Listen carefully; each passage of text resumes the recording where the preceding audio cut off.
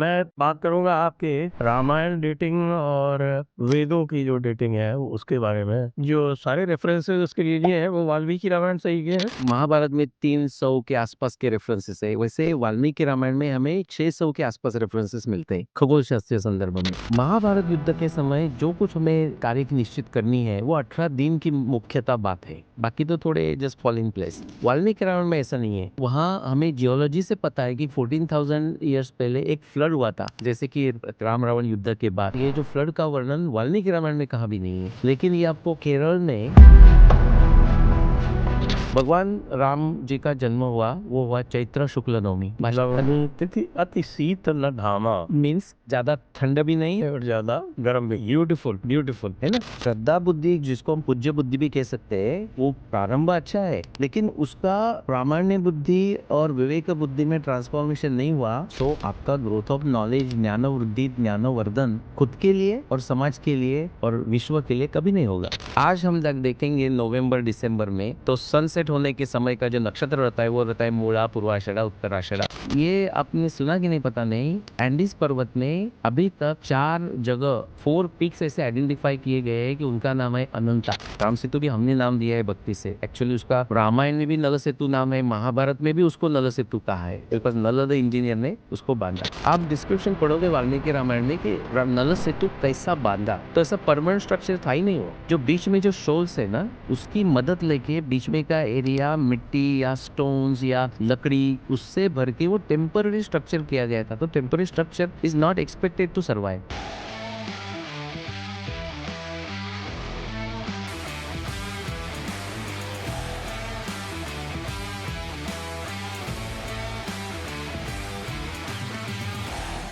My honor to be here, and thank you very much. Let me have the pleasure of shaking you by the hand, as a Brit would say. नमस्ते। आज के इस दी Jaipur dialogues podcast में आप सभी का स्वागत है। और हमारे साथ हैं हमारे पुराने मित्र नीलेश ओक जी, जिन्होंने जयपुर डायलॉग्स की संस्थापना के पहले ही हमारे साथ संवाद कर लिया था। और हम आपका यहाँ स्वागत कर रहे हैं। नीलेश ओक जी, आपका बहुत बहुत स्वागत है जयपुर डायलॉग्स पर आज। नमस्कार संजय जी। और आपके साथ तो हम वैसे चर्चा करते ही रहते हैं, लेकिन आज चूँकि आप पॉडकास्ट पर हैं तो हम विस्तार से आपसे बात करेंगे। हाँ, मैं बात करूँगा आपके रामायण डेटिंग और वेदों की जो डेटिंग है उसके बारे में थोड़ा बात करूँगा। तो ये जो रामायण की आपने डेटिंग दी है 14,000 years before present, I think 12,240 1240 BC ये भगवान राम का जन्म वर्ष। जन्म वर्ष जो है आपने, तो ये जो है आपने जो सारे रेफरेंसेस उसके लिए हैं वो वाल्मीकि रामायण से ही गए हैं, लिटरेरी एविडेंस या अन्य सोर्सेस से भी लिया। जो एक दिनांक निकाला है वो वाल्मीकि रामायण के खगोल शास्त्रीय संदर्भ से ही है। जैसा कि मैंने कहा, भारतीय संस्कृति में और इतिहास लेखन में विशेषता जो वाल्मीकि जी ने भी किया है और व्यास जी ने भी किया है, वेरी कंसिस्टेंटली किया है कि एस्ट्रोनॉमी इज टाइम। वो इसलिए पुराण में भी ऐसे रेफरेंसेस आते हैं। तो जैसे महाभारत में 300 के आसपास के रेफरेंसेस है, वैसे वाल्मीकि रामायण में हमें 600 के आसपास रेफरेंसेस मिलते हैं खगोल शास्त्रीय संदर्भ में। उसमें जो थोड़ा डिफरेंस है वो क्या है, महाभारत युद्ध के समय जो कुछ हमें तारीख निश्चित करनी है वो 18 दिन की मुख्यतः बात है, बाकी तो थोड़े just fall in place. Valmiki Ramayan में ऐसा नहीं है। वाल्मीकि रामायण में हमें राम भगवान का जन्म कब हुआ, फिर वो वनवास में कब हो गए, फिर उनका विवाह सीता जी से कब हुआ, सीता जी का विवाह होना और वनवास में जाना, इसमें बीच में का समय कितना था, क्योंकि वाल्मीकि रामायण में आपको कॉन्ट्राडिक्टरी रेफरेंसेस मिलते हैं अंदर ही एक ही ग्रंथ में। फिर आगे की चीज़ें क्या, सुग्रीव के साथ कब हुआ, सीता जी का हरण कब हुआ, ऐसे बहुत सारी बातें हैं। तो इसलिए वो 600 साक्ष्य होने के बाद भी, जैसा हम रिग्रेशन में कोई इन्फॉर्मेशन निकालना है, डिग्री ऑफ फ्रीडम कहते हैं हम रिग्रेशन में, जितनी इन्फॉर्मेशन है लेकिन आपको इन्फॉर्मेशन भी बाहर ज़्यादा निकालनी है तो देयर इज़ अ लिमिट, तो थोड़ा सा चैलेंजिंग है। लेकिन उसमें तो आपका प्रश्न का उत्तर ये कि यस, पहले जो डेट निकाला वो खगोल शास्त्रीय संदर्भ से ही निकाला, और बाद में जो अलाइड साइंसेस है, again geology, geophysics, hydrology, oceanography, उसके कारण से हम और जो हमारा क्या कहते हैं हम स्थल पुराण, या हमारे जो संस्कृति के जो लोग हैं, जैसे कि इवन वनवासी क्षेत्र में रहने वाले, ये बहुत इंटरेस्टिंग बात है। अब भी मैं गुजरात के दक्षिण भाग से आया, डांग से, वहाँ के जब हमारा वो अदर अलाइड साक्ष्य की बात आएगी तो मैं कहूँगा कि वहाँ हमें जियोलॉजी से पता है कि 14,000 ईयर्स पहले एक फ्लड हुआ था, जैसे कि रामायण होने के बाद, लाइक राम रावण युद्ध के बाद। ये जो फ्लड का वर्णन वाल्मीकि रामायण में कहाँ भी नहीं है, लेकिन ये आपको केरल में लोगों के स्मृति में मिल जाता है। मैंने मेरे जो को रिसर्चर्स है रूपा भाटी जी, वो कहते हैं कि गुजरात के कच्छ एरिया में भी ऐसे एक सेइंग है, कोई किसी का बिजनेस उसने प्रारंभ किया और बिजनेस उसका बैंकरप्ट हो गया, तो बोलते हैं कि रावण की लंका जैसे वो डुबो गए, जो कुछ गुजराती में कहते होंगे। और अभी जो मैं गुजरात के डांग एरिया में गया था, तो उधर एक माउंटेन है। अब ये उनकी मान्यता है, लेकिन मुझे वो इम्पोर्टेंट क्या बात है मैं बताता हूँ।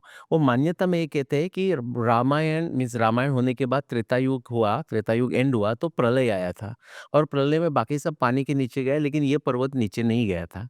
ना, वो तो एक मान्यता वाली बात है, लेकिन प्रलय आया था वो उनके मेमोरी में है। तो डांग के लोग कह रहे, गुजरात में कच्छ के लोग कह रहे, केरल में ऐसे एक स्मृति है। वाल्मीकि रामायण में उसका कोई उल्लेख नहीं है, लेकिन मैंने जो तारीख निकाली है 14,000 साल पहले, तो there is one catastrophic rise event, one उसको कहते हैं, 14.2 के इवेंट। तो ये साइड बार हो गया, लेकिन पहले हम चर्चा करेंगे खगोल शास्त्रीय साक्ष्य क्या है कि जिसके कारण हम कह सकते हैं कि 14,000 ईयर्स पहले ही हुआ। तो आपने क्या खगोल शास्त्री साक्ष्य लिए हैं? वो जो सब 600 है ना, उसमें से हमें 7 रेफरेंसेस लिए ना तो भी सफिशिएंट है।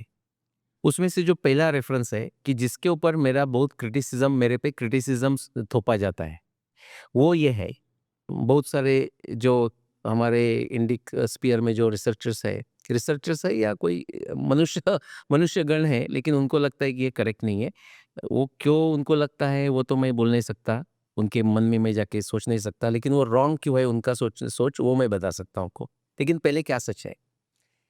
भगवान राम जी का जन्म हुआ, वो हुआ चैत्र शुक्ल नवमी, और एग्जैक्टली ऋतु कौन सा था वो उधर दिया नहीं है, एकदम स्पष्ट भाषा में दिया नहीं है।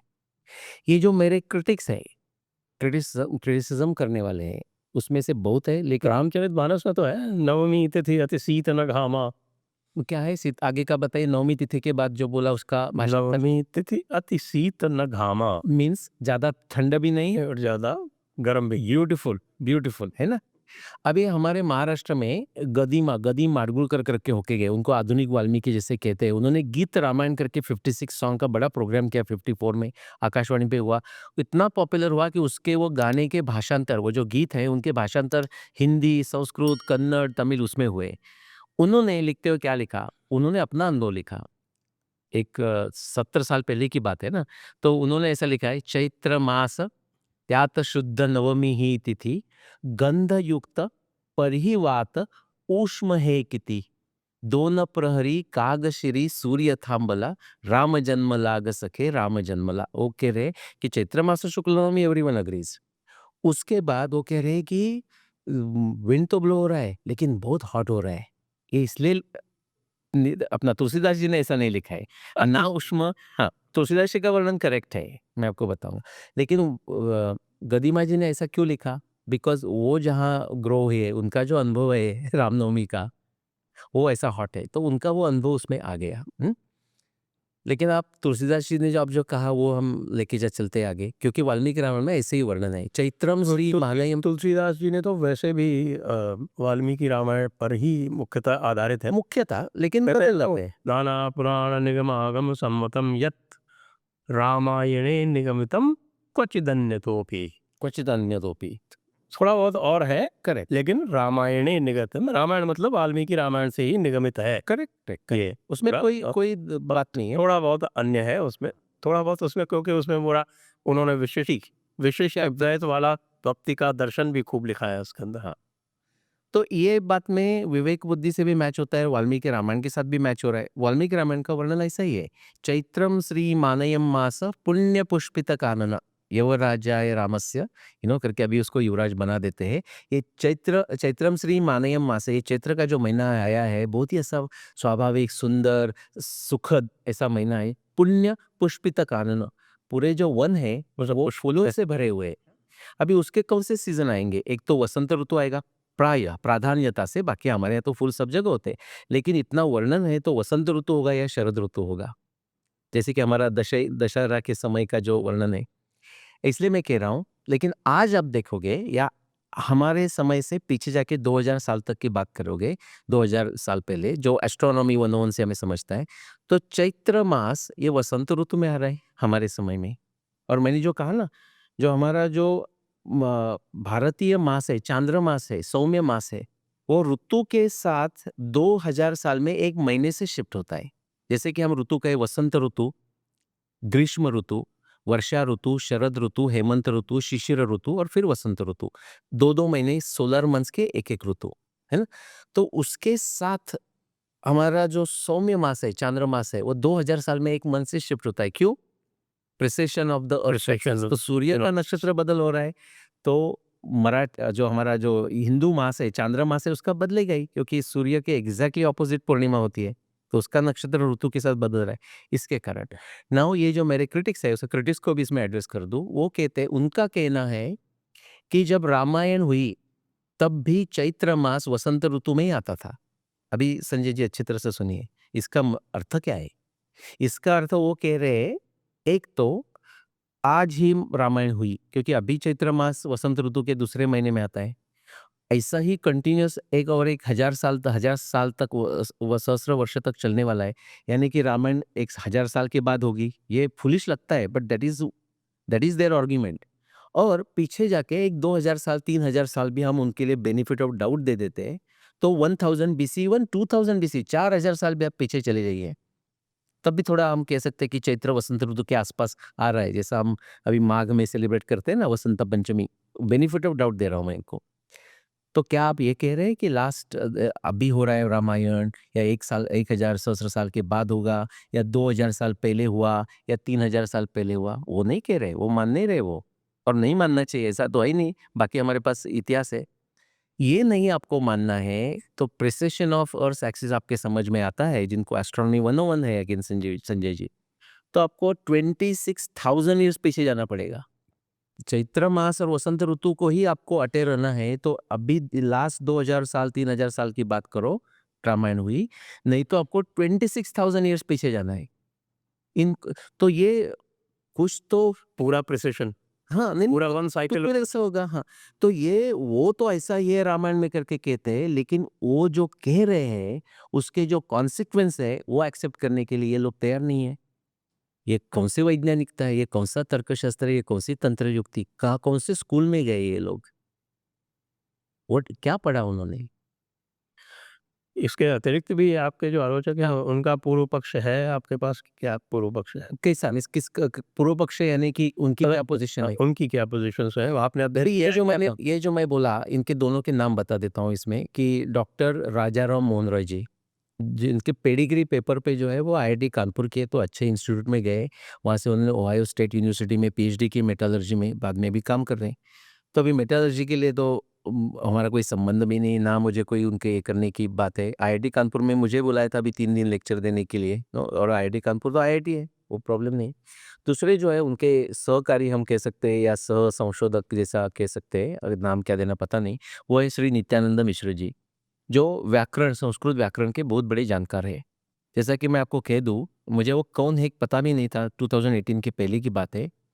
उनका भारतीय विद्वत परिषद करके एक संस्कृत डिस्कशन का ग्रुप है, उसमें मुझे 3 बार बुलाया था, और फाइनली ये दोनों लोगों के प्रयत्न से मुझे ऑफिशियली निकाला गया भारतीय विद्वत परिषद से।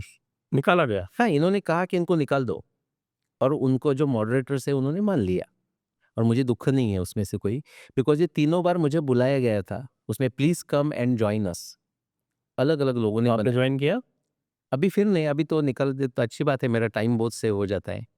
ये पहले आपने ज्वाइन? हाँ, हाँ, किया था ना, एक पर्टिकुलर कॉन्टेक्स्ट में किया था, उसमें ही मुझे श्री नित्यानंद मिश्र जी ने थोड़ा 1 मिनट के लिए महाभारत में भीष्माचार्य के शरशय्या के संबंध में एक श्लोक आता है कि उनका देहावसान यानी कि उत्तरायण कब हुआ, तो वो श्लोक है माघोयम समनो प्राप्तो मास पुण्यो युधिष्ठिर त्रिभाग शेष पक्षोयम शुक्लम भवितुम अर्हसि।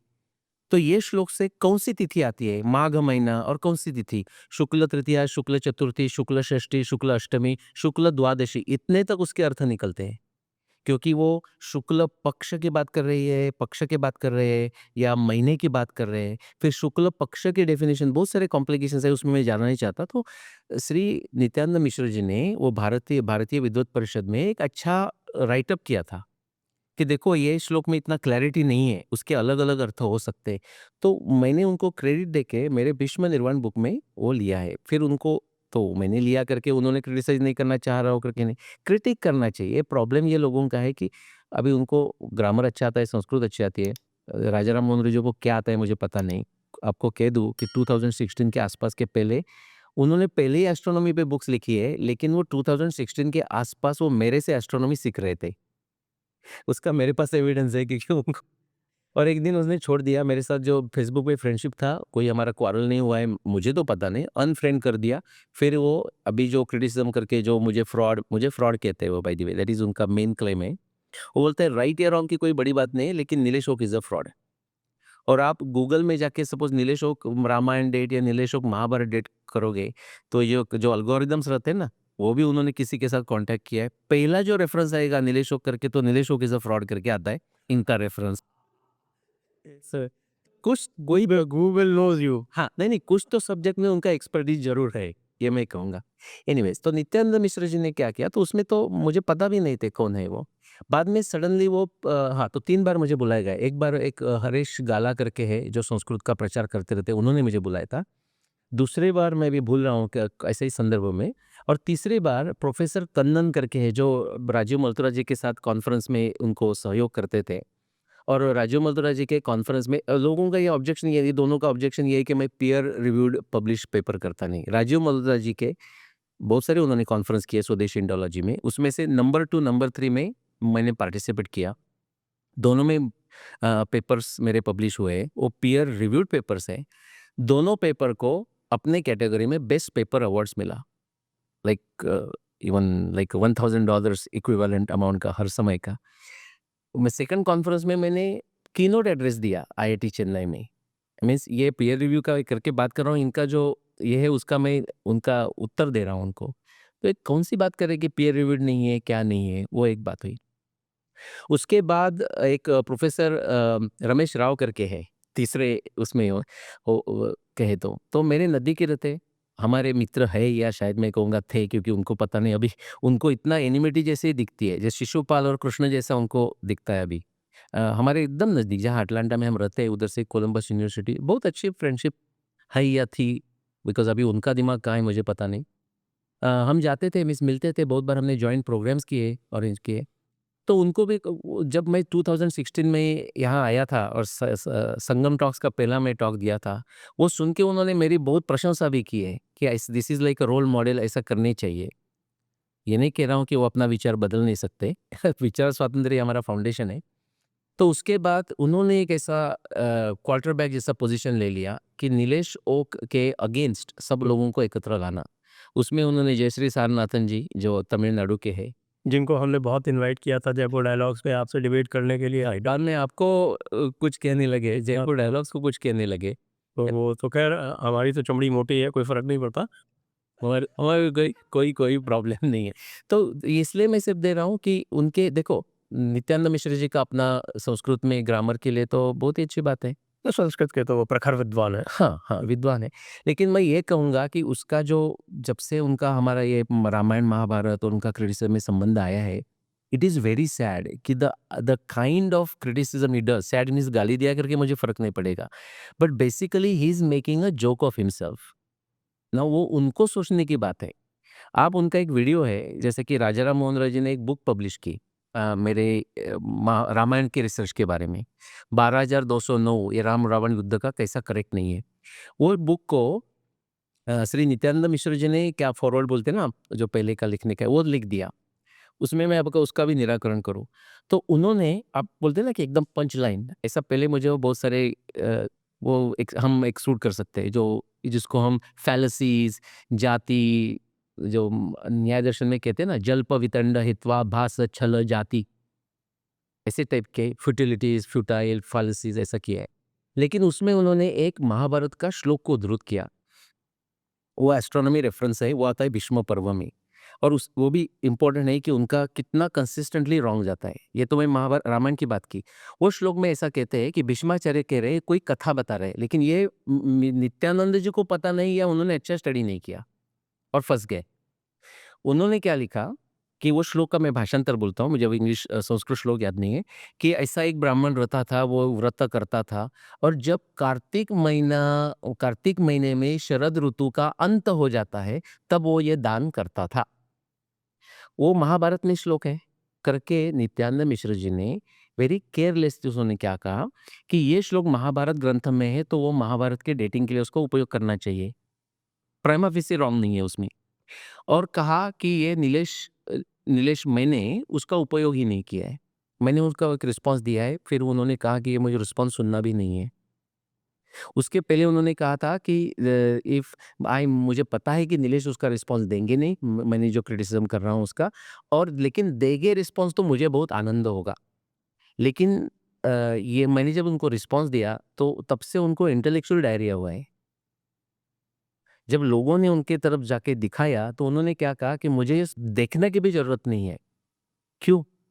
आप उसको भी रिस्पॉन्स दे सकते हैं मेरे को, तो उसका मैं संक्षिप्त में क्या प्रॉब्लम है उनका बताता हूँ। कार्तिक महीना का अंत होते हुए शरद ऋतु आना, यानी कि जिसको एस्ट्रोनॉमी बेसिक 5 साल के 10 साल के बच्चों को भी समझता है ना, वो कहेगा कि वो समय अभी से हमारे यहाँ से प्रारंभ करके पीछे चले जाए, तो एक्चुअली हमारा समय वही है।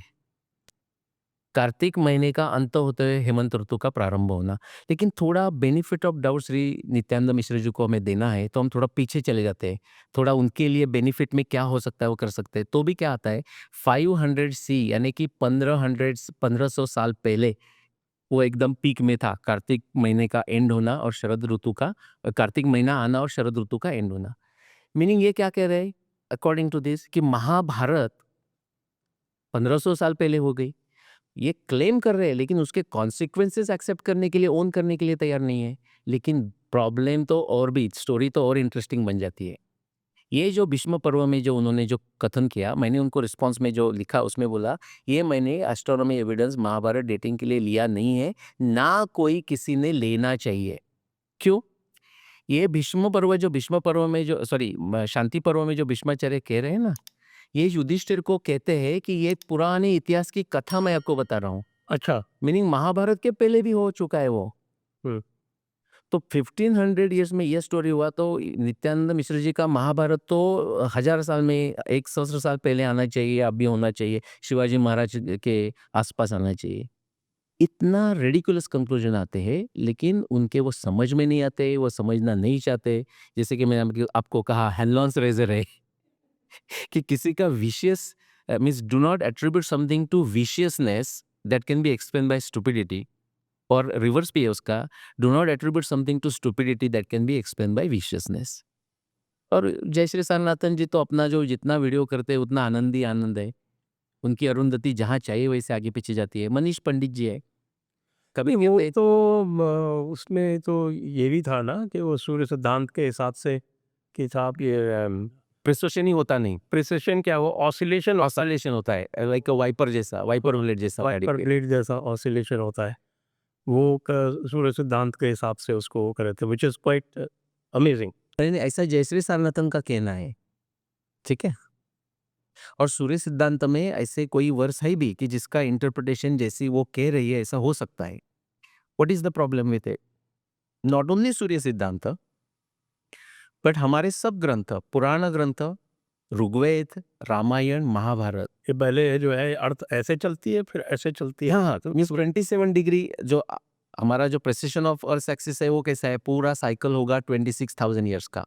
वो उनके अनुसार जो महाभारत अपना सूर्य सिद्धांत के जो वर्सेस इंटरप्रेट कर रहे हैं, वो यहाँ अभी अर्थ का एक्सिस पॉइंट कर रहा है ना, तो यहाँ वो 27 डिग्री चला जाएगा, फिर रुकेगा, फिर यहाँ आके इसका तो कोई एविडेंस नहीं है, ये तो वेदवीर आर्य भी नहीं मानते हैं, उन्होंने भी इसको जो है वो वेदिर आर्य जी ने भी एक समय वो ट्रेपिडेशन का किया था, फिर उन्होंने इंटरप्रिटेशन तो हमारे साथ किया है उन्होंने डायलॉग नहीं वो मानते नहीं अभी, मुझे पता है उसको लेकिन इस समय उन्होंने हाँ उनका भी थोड़ा था कि ऐसा ऐसा होता है करके, बिकॉज सूर्य सिद्धांत में लिखा है। इसका अर्थ क्या है पता है? वो वेदवीर आर्य जी हो, नित्यानंद मिश्रा जी हो, जयश्री सारनाथन जो हम भी कोई हो, हमें श्रद्धा बुद्धि के साथ हमारा प्रारंभ हो जाता है। हम जो टेक्स्ट लेते हैं लिटरेरी एविडेंस, हम बोलते हैं कि हाँ ये व्यास श्रद्धा is not blind belief. But उनको ऐसा लगता है ना। हमारे लॉजिक में अगर चतुष्कोटि लॉजिक से जाएंगे हाँ तो श्रद्धा तो एक विवेक बुद्धि से एक बुद्धि, प्रामाण्य बुद्धि, श्रद्धा बुद्धि जिसको हम पूज्य बुद्धि भी कह सकते हैं, वो प्रारंभ अच्छा है, उसके कारण कर्म संशय के शक्ति आदि तो आती है वो। हाँ, लेकिन उसका प्रामाण्य बुद्धि और विवेक बुद्धि में ट्रांसफॉर्मेशन नहीं हुआ, तो आपका ग्रोथ ऑफ नॉलेज, ज्ञान वृद्धि, ज्ञानवर्धन खुद के लिए और समाज के लिए और विश्व के लिए कभी नहीं होगा, कभी नहीं होगा। तो उसमें वो अटक के पड़े। लेकिन आप जो मैं कह रहा था ना वो 27 डिग्री, तो समझ लो एक मिनट के लिए जयश्री सारनाथन जी का thesis just based on those दो तीन वर्सेस ऑफ सूर्य सिद्धांत मान ले, तो सूर्य सिद्धांत में ही उसके काउंटर आर्ग्यूमेंट्स हैं। जैसे कि सूर्य सिद्धांत में 12वें चैप्टर में वर्णन है कि एक समय ऐसा था कि निरक्ष जहाँ अक्ष नहीं है, यानी कि इक्वेटर पे आप खड़े रहे, तो एक जगह लेफ्ट साइड में नॉर्थ में एक ब्राइट पोल स्टार था, और राइट में दक्षिण में एक बड़ा पोल स्टार था। इसका वर्णन आता है, it takes us to 12,000 BC, जब ब्रह्म राशि जो रामायण का समय, ब्रह्म राशि विशुद्धश्च शुद्धाश्च परमर्षया अर्चिष्मंतः प्रकाशन्ते ध्रुवम सर्वे प्रदक्षिणम। और जो दक्षिण में जो कैनोपस जो अगस्त्य तारा जो ध्रुव तारा बनाए, उनका मेरे को रिसर्चर रूपा पाटिल जी ने बहुत अच्छा रामायण से रेफरेंसेस लगाए निकाला है। अभी तो आप दिल्ली से भी देख सकते हैं अगस्त्य को, लेकिन रामायण के समय में ऐसा वर्णन है वाल्मीकि रामायण में कि आपको अगस्त्य तारा देखना है तो आपको पूरा भारत के दक्षिण तट तक जाना पड़ेगा। तब का थोड़ा अलग होगा जियोग्राफिकली और भी नीचे होगा। उसके बाद आपको महेंद्र पर्वत के ऊपर चढ़ना है तो ही आपको अगस्त्य तारा दिखेगा। इसका कारण तब वो ध्रुव तारा बन गया था। ये तो आपको जो पहले प्रश्न का उत्तर तो ये अभी मैंने दो बता दिया कि दो पोल स्टार्स थे। सूर्य सिद्धांत भी कहता है, सूर्य सिद्धांत भी और दो वर्सेस के साथ उसका समय दिखाता है 12,000 BC। रामायण का जो संदर्भ, बाकी जो संदर्भ मैं आपको बता रहा हूँ, तो चैत्र का क्या हुआ? चैत्र वसंत में नहीं हो सकता, और होना किसी को मानना है तो अभी रामायण हुआ है 26,000 पहले। वो तो 5,000 साल पीछे जाने के लिए तैयार नहीं है लोग, बाकी 7,000 ईयर्स के पीछे जाने के लिए तैयार नहीं है जयश्री सारनाथन भी।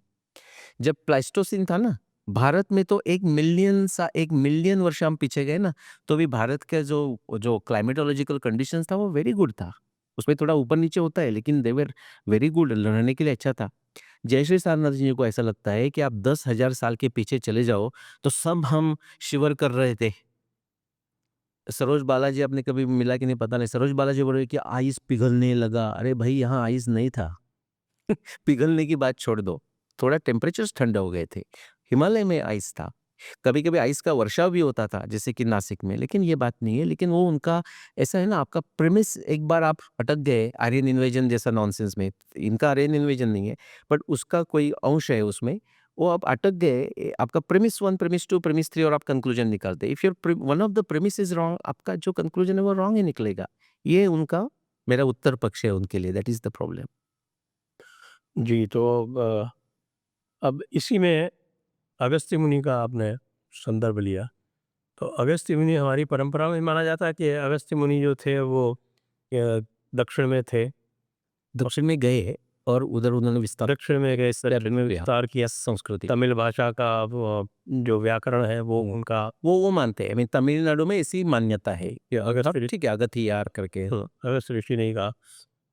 तो ये जो वाल्मीकि रामायण में भी भगवान राम जाते हैं, वो अगस्त्य ऋषि से उनका साक्षात्कार होता है, अगस्त्य ऋषि भी उनको कुछ संधान देते हैं, करेक्ट, और ये सब उसमें वर्णन आया है। तो ये मैच होता है क्या? मैच होता है ना। अब अभी हमें ये भी फर्क करना है कि अगस्त्य का तारा लाइक स्टार कैनोपस और अगस्त्य ऋषि, जैसे कि वशिष्ठ ऋषि अरुंधति वशिष्ठ ऊपर आकाश में तारों के रूप में है। ये भी भारतीय ट्रेडिशन है ना कि जो हमारे यहाँ बड़े बड़े व्यक्ति होके गए उनके नाम तारों को दिए गए, जैसे ऋषि, राजर्षि। जैसे कि ऋषि में ये सब ऋषि है, विश्वामित्र और अगस्त्य और वशिष्ठ। राजर्षि में त्रिशंकु है हमारे यहाँ, उनके पुरोहित का नाम जो होता है वो दक्षिण दिशा में है। तो ये सब मैच होते हैं। और अगस्त्य ऋषि तो कैसे, अगस्त्य के वंशज, बोथ डिसिप्लिक सक्सेशन और जेनेटिक सक्सेशन वो भी अगस्त्य है। इसीलिए हमें वशिष्ठ, विश्वामित्र, अगस्त्य, वाल्मीकि रामायण समय में भी मिलते हैं, महाभारत समय में भी मिलते हैं। वाल्मीकि भी महाभारत समय में मिलते हैं, लेकिन वो सेम वाल्मीकि नहीं है। डिसिप्लिक सक्सेशन उनके जो पुत्र है उनको भी वाल्मीकि कहा जाएगा, उन्होंने वो ट्रेडिशन मेंटेन की तो। नहीं तो जो उनके शिष्य है उनको भी वाल्मीकि कहा जाएगा। तो अगस्त्य ऋषि तो भगवान राम को मल्टीपल समय मिले, पंचवटी जाने के पहले उनको मिले। अगस्त्य ऋषि बताते कि आप आगे के जो 2 साल है आपके जो वनवास के बचे हुए हैं वो पंचवटी में बिताएं। पंचाब से सरोवर में मिले थे, वहाँ से वो पंचवटी आ गए। वहाँ मिले और आप जो कह रहे हैं वो लंका में जाने के बाद युद्ध के समय भी आके वो आदित्य स्तोत्र कहते हैं ना। हाँ, तो दक्षिण का तो उनका इन्फ्लुएंस है ही। लेकिन जैसा चैत्र का मैं आपको कंप्लीट करूँ तो ये अभी का और 26,000 ईयर्स का नहीं हो सकता। तो आपने जैसे तुलसीदास जी का वर्णन बताया कि वो सौम्य और बैलेंस्ड ऋतु था, या वाल्मीकि रामायण में जो वर्णन है चैत्रम श्री मानयम मास पुण्य पुष्पित कानन, तो हमें कहाँ जाना पड़ेगा? उसके पीछे शिशिर ऋतु नहीं हो सकता। शिशिर ऋतु से एक्सट्रीम वेदर है। फूलों से फूले हुए हमें वृक्ष ये वन नहीं मिलेंगे। उसके बाद हेमंत ऋतु में वैसा भी नहीं मिलेगा। तो पीछे जाके जाके प्रिसिशन ऐसा जाता है।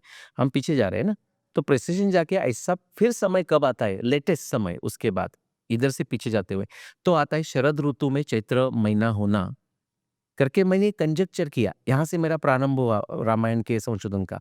तो सपोज वो हुआ तो कब समय आता है? वो आता है 10,000 बीसी से लेके 15,000 बीसी तक। चैत्र महीना शरद ऋतु के साथ मैच होना, तो वहाँ भी फूल होते हैं। देन मैं से आई सेड कि ये सच है तो क्या बाकी के जो एस्ट्रोनॉमी रेफरेंसेस है वो मैच होते हैं? तो उसमें अभी मैं 2 बताता हूँ क्विकली।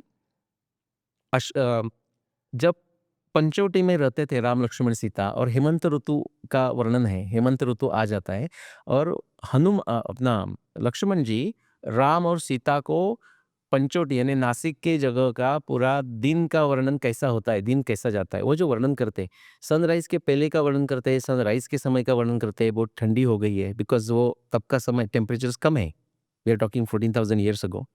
लेकिन कोल्ड मीन्स फ्रीजिंग कोल्ड नहीं है, वो समय छोड़ के। देन वो वर्णन करते हैं दिन का, दोपहर का, आफ्टरनून का, और बाद में समय आ गया सनसेट का, फिर रात का भी वर्णन करते हैं। जो सनसेट का वर्णन आता है तो वो जो वर्णन करते हैं वो लक्ष्मण जी वो कहते हैं निवृत्त आकाश शयना पुष्यनीता हिमारुणा। निवृत्त सन अभी निवृत्त हो रहा है, सनसेट हो रहा है हेमंत ऋतु के समय का। कहाँ हो रहा है? पुष्यनीता हिमारुणा, नियर नक्षत्र पुष्य। आज हम जब देखेंगे नवंबर दिसंबर में तो सनसेट होने के समय का जो नक्षत्र रहता है वो रहता है मूला, पूर्वाषाढ़ा, उत्तराषाढ़ा। आप प्रेसिशन ऑफ अर्थ एक्सिस का बेसिक एस्ट्रोनॉमी 101 का उपयोग कीजिए तो आपको समय आता है 11,000 से लेके 17,000 तक का, बिकॉज हेमंत ऋतु का समय भी 2 महीने का है। तीसरा जो है अभी अपने 2 तो मैं बोल दिया, ब्रह्म राशि और कैनोपस का, चैत्र का बता दिया, तो दोनों का सब एक जगह ही लेके जा रहे हैं। जब वानर पार्टी दक्षिण दिशा में जा रही है और बहुत समय उनको मिलते नहीं, सीता मिली नहीं उनको, 1 महीने की मुद्दत दी है, लेकिन 1 महीना क्या, 1 महीना चला गया, दूसरा, तीसरा, चौथा ऐसा महीना चला गया, ऐसा वाल्मीकि रामायण में वर्णन है। फिर जब अंगद बैठे हैं तो अंगद फ्रस्ट्रेट हो गए, बोला मैं अभी पीछे नहीं जाऊंगा सुग्रीव के पास, सुग्रीव मुझे मार देगा। और आगे भी जाना नहीं है, कोई पॉइंट ही नहीं है, फ्रस्ट्रेट होके बैठे हैं। तो वो वर्णन करते हुए क्या कहते हैं, देखो वो शरद ऋतु के एंड में निकले, शरद ऋतु चला गया, हेमंत ऋतु चला गया, शिशिर ऋतु चला गया और अभी वसंत ऋतु वहां आ गया है। वो कहते हैं कि वसंत ऋतु के सब साइंस दिख रहे हैं, उसका अश्विन महीना दिख रहा है।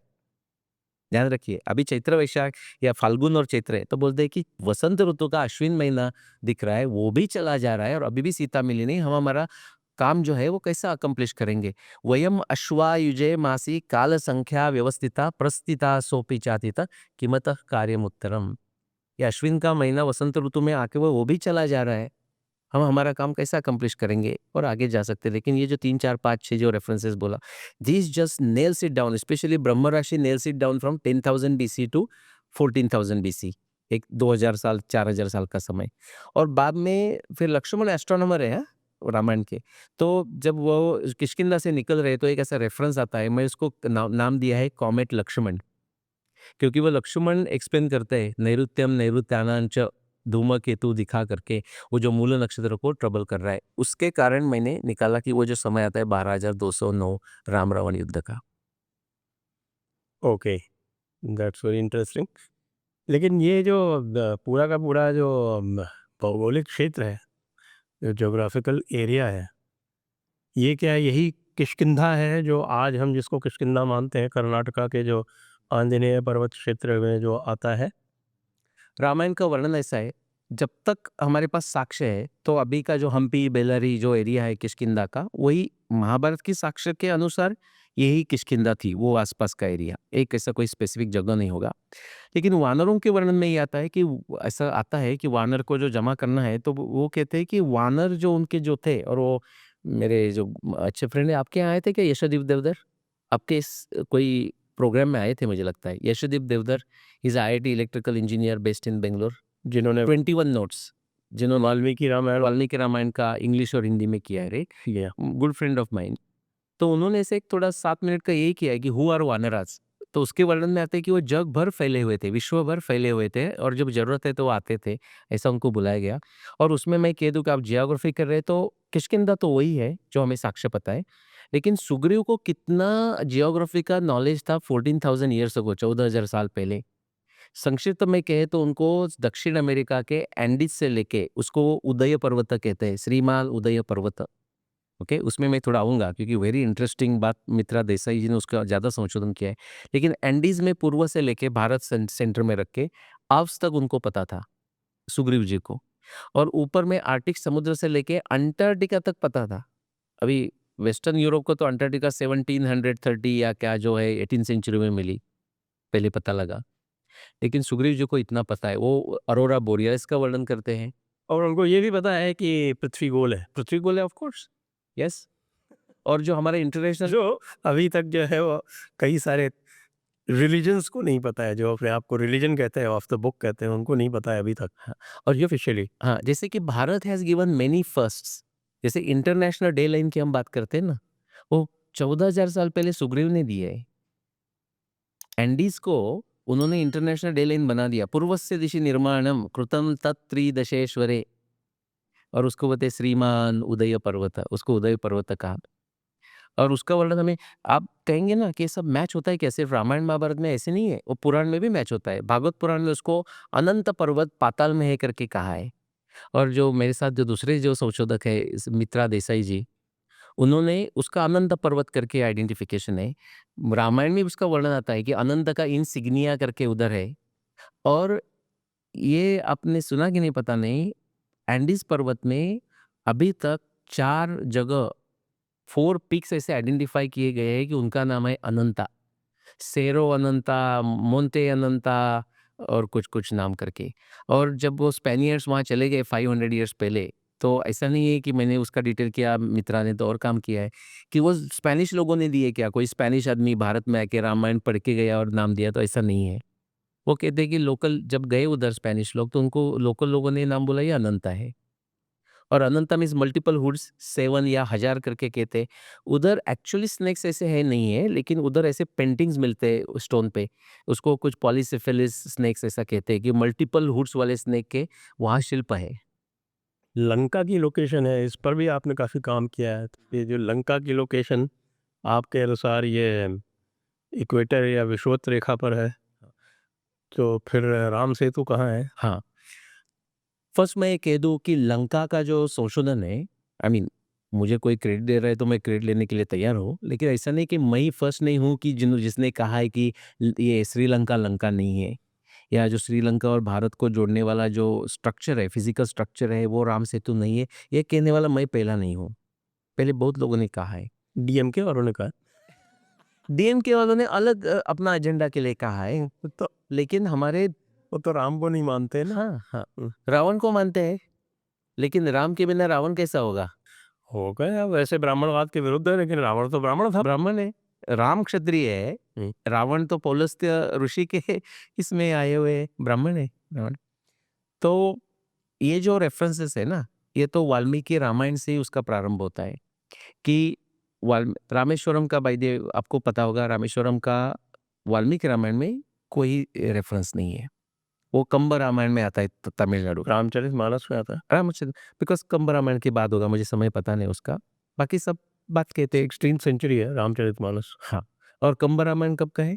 कम रामायण का मुझे ध्यान नहीं। हाँ, और बाकी सब जो उसके फॉलोअर्स है, एकनाथ जी का भावार्थ रामायण है, उसमें सब में वो संबंध आएंगे। लेकिन वाल्मीकि रामायण का दो चार रेफरेंस मैं आपको बताता हूँ कि वाल्मीकि रामायण में जब किष्किंधा से वो लंका की तरफ निकलते हैं तो नॉर्थ साउथ ईस्ट में नहीं जाते, सह्याद्री को ही फॉलो करके नीचे मलय, नीलगिरी ऐसा वर्णन है उसके नीचे का। दूसरा, बाद में जो दो दो सेट्स ऑफ बुक्स आते हैं, एक है एस्ट्रोनॉमी वाले टेक्स्ट और दूसरे को आप कह सकते हैं पुराण जैसे टेक्स्ट, लेटेस्ट पुराना।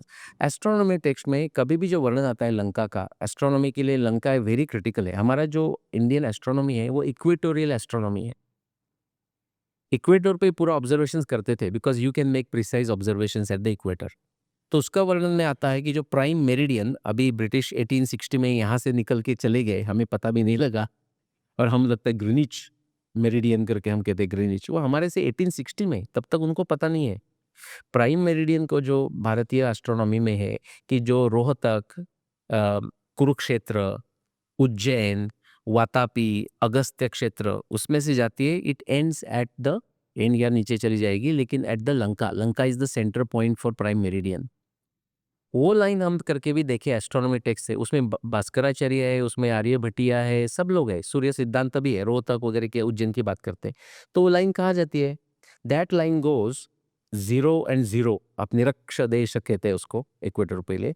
तो अभी जो मालदीव हम जहाँ कह रहे हैं ना, उसके थोड़ा ईस्ट में, कि अभी तो उधर कोई लैंड नहीं है, एकदम डीप ओशन है।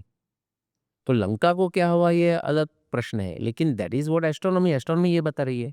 फिर अभी लास्ट 1500 ईयर्स के आप ग्रंथ लीजिए, तो उसमें जब वर्णन आता है, कोई आर्टिस्ट लोगों ने लाइक ड्रामा लिखा, किसी ने ऐसा लिखा, तो भी जब वो लंका से वर्णन आता है राम जी का इधर आने का, सीता को लेके, तो क्या कहते हैं, लंका से वो निकले, उसके बाद और कोई आइलैंड का वर्णन आता है, उसके बाद आता है, उसके बाद उन्होंने सिंवल द्वीप को क्रॉस किया, उसके सिंवल द्वीप को क्रॉस किया, उसके ऊपर गया। नाउ लंका का जो नाम श्रीलंका होके बैठा है वो 1972 में हुआ। उस सिंगल द्वीप ही था। सिंवल द्वीप, और वो पोर्चुगीज लोगों ने उसको सेरन द्वीप किया था, वो सिंवल नहीं कह सकते करके वगैरह, सिंवल द्वीप था। तो सिंवल द्वीप का वर्णन एटलीस्ट लास्ट 1500 ईयर्स में आ रहा है सिंवल द्वीप करके, और वो डिस्टिंक्टली लंका से अलग करके दिखाया गया है। तो ये लास्ट 1500 का रेफरेंस हुआ। Astronomy is so clear, there are no ifs and buts as to where the Lanka is, वही लग गया है, और वाल्मीकि रामायण सपोर्ट करता है। तो आपका प्रश्न रहा कि राम सेतु कहाँ है फिर? राम सेतु कहाँ है, हनुमान जी कैसे पहुंचे लंका में? और हाँ, तो 100 योजन का जो वर्णन आता है ना, हाँ। वो एक्चुअली परफेक्ट मैच होता है। मैं ये नहीं कह रहा हूँ, बिकॉज 100 योजन कभी कभी लॉन्ग डिस्टेंस करके कहा जाता है। कोई लोग 100 योजन एग्जैक्टली मेजर करते हैं, वो भी मैच होता है by the way, east of Maldives करके। लेकिन मैं उस पर अटे इसलिए नहीं हूँ कि बहुत बार 1000, सहस्र, 100 ये लंबा डिस्टेंस के लिए दिखाए जाते हैं। लेकिन वो भी हम दूर छोड़ दें, तो भी आपका जो प्रश्न है कि ये राम सेतु नहीं तो वो कौन सा राम सेतु, मैं तो कह रहा हूँ वो थोड़ा दूर भी रखो, तो भी ये राम सेतु क्यों नहीं करके भी हम कह सकते हैं वाल्मीकि रामायण के नल सेतु के वर्णन से। राम सेतु भी हमने नाम दिया है भक्ति से, एक्चुअली उसका रामायण में भी नल सेतु नाम है, महाभारत में भी उसको नल सेतु कहा है, बिकॉज नल द इंजीनियर ने उसको बांधा। उसका कारण यह है, आप डिस्क्रिप्शन पढ़ोगे वाल्मीकि रामायण में कि नल सेतु कैसा बांधा, तो ऐसा परमानेंट स्ट्रक्चर था ही नहीं। वो जो बीच में जो शोल्स है ना, उसकी मदद लेके बीच में का एरिया मिट्टी या स्टोन्स या लकड़ी उससे भर के वो टेम्पररी स्ट्रक्चर किया गया था। तो temporary structure is not expected to survive. वो श्रीलंका और भारत की बात हो या मालदीव्स के तरफ की बात हो। करेक्ट। तो ये तो आपने रामायण की डेटिंग कर ली है, इसमें आपने ऋग्वेद की भी डेटिंग की है। यस, तो ऋग्वेद की डेटिंग जो है वो आपने और भी पीछे करके पीछे कर दिया है आपने। ये पीछे ही जाएंगे वो। इसका कारण ये है कि दोनों रामायण और महाभारत में ऋग्वेद, और सिर्फ ऋग्वेद नहीं, चारों वेदों का वर्णन है दोनों महाभारत रामायण में। वो आपने 21,000 ईयर्स बिफोर प्रेजेंट। हाँ, वो इसलिए किया है, ऐसा नहीं मैं कह रहा हूँ कि ऐसा तो बिल्कुल ही नहीं कह रहा हूँ कि वो ऋग्वेद 21,000 ईयर्स पहले कंपोज हुआ, ऐसा नहीं कह रहा हूँ। वो मैं लोअर लिमिट दे रहा हूँ उसका, कि डेफिनेटली ऋग्वेद 21,000 साल के पहले से है। उसका ओरल ट्रेडिशन है, तो कब लिखी गई, तो ये तो फिर लिखने का तो प्रश्न ही नहीं उठता, ये तो ओरली ट्रांसमिट है ऐसा ना। कंपोज अभी सी रामायण वाल्मीकि भी ओरल से ट्रांसमिट हुआ है, वो लिखा नहीं ऐसा नहीं, जरूरी नहीं है। बाद में कभी वो बाद में भी नहीं, ऐसा हम भी नहीं सोचना चाहिए कि पहले ओरल था बाद में रिटर्न किया। ये there are enough references in Rigveda itself की स्क्रिप्ट तब भी थी। जैसा 10th मंडल में वर्णन आता है ना, कि बहुत ब्यूटीफुल वर्णन ऐसा आता है कि जो वाक है ना, ये सबके समझ में नहीं आती। तो वाक मीन्स वो बोलने की भाषा की बात नहीं कर रहे हैं। उधर ऐसा एक मेटाफोर दिया है कि just like a lady reveals her beauty, intimate beauty only to her husband, similarly जो वाक है it reveals her self only to the expert. Meaning इनको स्क्रिप्ट पढ़ने आती है, ऐसा इनडायरेक्ट वर्णन ऋग्वेद में भी आता है। लेकिन मैं संक्षिप्त में कहूँ कि ऋग्वेद का जो समय निकाला है एग्जैक्ट कहने वो कैसा है, उसमें एस्ट्रोनॉमी की मदद नहीं हुई। बहुत लोग ऐसा कहते हैं कि ऋग्वेद में ऐसे एस्ट्रोनॉमी रेफरेंसेस है कि जिसके कारण हम एग्जैक्टली कब हुआ बोल सकते हैं, ऐसा नहीं है। उसका जो वर्णन है वो रिवर सरस्वती का रेफरेंस के कारण हमें समझ में आता है कि वो डेफिनेटली 21,000 साल के पहले है। जी, तो ये जो आपके जो सारे रेफरेंसेस हैं, इनको आप और दूसरे किस सोर्सेस से कोलैबोरेट करते हैं? जैसे महाभारत में तो आपने बहुत सारे सोर्सेस से जैसे मैं कोलैबोरेट किया। रामायण के लिए भी कहा ना, जैसे रामायण रस्सी एक हाँ हाँ हाँ कैसे आप करते हैं? जो वहाँ तो आपने ओशनोग्राफिक डेटा ले लिया, आर्कियोलॉजिकल डेटा ले लिया, और बहुत सारे और डेटा ले लिए, तो यहाँ पे और कौन से डेटा है जिनसे ये कोलैबोरेट करते हैं? यहाँ भी बहुत है, लेकिन मैं डिस्टिंक्ट के लिए आप ये कहूँ कि अभी जो मैंने आपको सुग्रीव को क्या क्या पता है दुनिया में वो बताया ना, कि एंडीज से आल्प्स तक और आर्टिक सी से लेके अंटार्कटिका तक, उसका रेफरेंस करके मैं बताता हूँ। इसलिए कि सुग्रीव जो जियोग्राफी एक्सप्लेन कर रहे हैं ना राम को, 4 दिशा में 4 वानरों को भेजने के लिए, वो एग्जैक्टली 14,000 ईयर्स पहले की जियोग्राफी है, आज की जियोग्राफी नहीं है। उसका मैं आपको वर्णन दे दूँ, 1 मिनट में दे दूँगा। कि वो कहते हैं तब क्यों जा सके इजीली, बाद में भी जा सकते हैं समुद्र से, लेकिन तब जो वाटर लेवल्स है, ओशन लेवल्स, वो 140 मीटर्स नीचे थी, 140 मीटर्स। तो लैंड भी नज़दीक आ गई क्योंकि पानी कम है। हमारा जो लैंड है वो इंडोनेशिया के ऑल जो आइलैंड्स है ना, वो पूरे लैंड से कनेक्टेड थे एक दूसरे को और भारत को भी। तो पहले तो almost you are going up to Papua New Guinea. पानी में जाने, समुद्र में जाने के पहले आपको लैंड से जाना है तो आप जा सकते हैं। ये एक बात हो गई। दूसरा ऐसा वर्णन आता है कि हम उत्तर मद्र और उत्तर कुरु की बात करते हैं। बाय द वे उत्तर मद्र और उत्तर कुरु रामायण समय से है। हाँ, हाँ, बिल्कुल, उसका बिल्कुल। वर्णन आता है खीजड़। तो क्या कहते हैं, अभी हमें समझ में कि उत्तर पूर्व तो ये आज का जो शिनजियांग है, ये है। हाँ, शिनकियांग एरिया, अरे दिस इज उत्तर कमेस्तान, ताजिकिस्तान, वो उत्तर माद्र हो गया, वो सेंट्रल एशिया वाला वो उत्तर माद्र हो। हाँ, थोड़ा और पीछे भी, ईस्ट भी और वेस्ट में भी जाना पड़ेगा, लाइक कैस्पियन समुद्र के पश्चिम में भी जा सकते हैं। बिकॉज जो मद्र है ना, वो आप कह सकते हैं इराक के पश्चिम का सीरिया में अभी बालिक नदी है अभी भी। हम जो बालिक कहते हैं ना, हमें बालिक करके एक फाइटिंग ग्रुप था महाभारत युद्ध में, वो बालिक नदी जैसा कि वैसा ही कहते हैं उसको, बालिक नदी अभी है। और उसके पूर्व में और उत्तर में, जैसा कि अभी का जॉर्जिया कंट्री, जॉर्जिया वगैरह, वो उत्तर मद्र जैसा आप वो कह रहे हैं, ज़ेजियांग प्रोविंस वगैरह, वो उत्तर। तो फिर ये आर्यन जो इन्वेजन थ्योरी कहते हैं वो उधर से कैसे आया, जब हमारे ग्रंथों में इन सब स्थानों का रेफरेंस है, पूरे सेंट्रल एशिया का रेफरेंस है? वो हमारे आर्य थे ना वहाँ। सुग्रीव तो आर्टिक समुद्र से लेके अंटार्कटिका तक और एंडीज से लेके आल्प्स तक बता रहे। तो ऐसा है, मैंने जो राजीव मल्होत्रा जी के इंडोलॉजी कॉन्फ्रेंस में जो की नोट दिया था, मेरा वो आर्यन इन्वेजन का, how to falsify Aryan invasion nonsense, ऐसा ही उसका टाइटल था।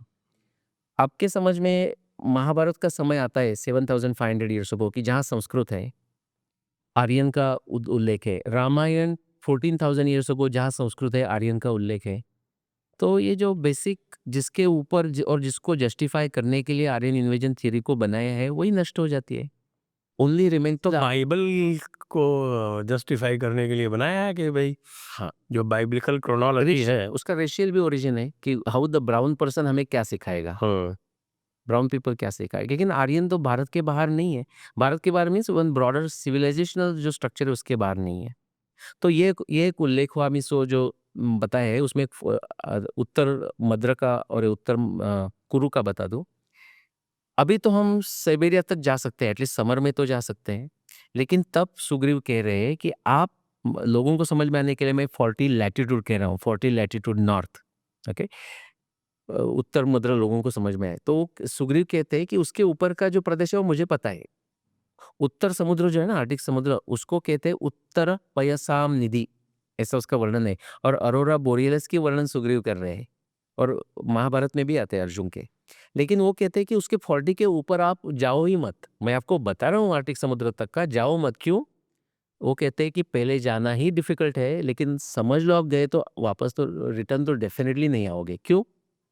Because 14,000 years ago ice age चल रहा है वहाँ, और परमाफ्रॉस्ट जैसा, टंड्रा में अभी बोलते हैं ना, टंड्रा परमाफ्रॉस्ट, ऐसी परिस्थिति है, उसको कुछ खाने को नहीं मिलने वाला और वो रिटर्न आ नहीं सकोगे। सिमिलरली जब वो दक्षिण में, पश्चिम दिशा में या पूर्व में कहते हैं, बोलते हैं एंडीज के ऊपर मत जाओ, एंडी के आगे मत जाओ, मुझे कुछ पता भी नहीं। क्यों? अभी तो है, अभी तो अर्जेंटीना है, ब्राजील है, बट तब नहीं था इन द सेंस नीचे का जो एरिया है वो आइस के साथ कवर्ड था, बिकॉज वहां भी आइस एज का इफेक्ट हो चुका है। तो this is how pragmatic, practical and very connected Sugriva is. और एक बता दूं, क्योंकि और थोड़े लंबे होंगे लेकिन जरूरत नहीं बताने की, महाभारत जैसे ही है। पैलियंटोलॉजी कि रामायण में 2-3 बार उसका वर्णन आता है, लेकिन एक वर्णन मैं लेता हूँ।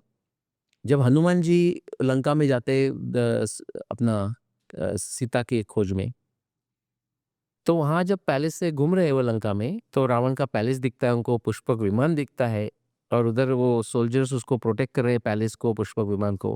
लेकिन वो वर्णन में ये भी आता है कि वो पैलेस और पुष्पक विमान कौन कौन प्रोटेक्ट कर रहे थे, तो सोल्जर्स प्रोटेक्ट कर रहे थे, और उसके साथ साथ 2, 3 और 4 टस्क वाले एलिफेंट्स प्रोटेक्ट कर रहे थे। है हाँ, और ये 2, और 3 और 4 तो उसका मतलब 2 तो हम सबने देखे हैं, zoo में। मेस्टोडॉन्स की बात कर रहे हैं। हाँ, और उसमें अभी कोराबोरेटिव कैसा 14,000 के लिए होता है वो भी मैं बता दूं, कि वो जो मैमोथ जिसको कहते हैं, और उसमें बहुत सारे स्टॉकडन, गोम्पोथेरे ऐसे करके स्पीसीज है।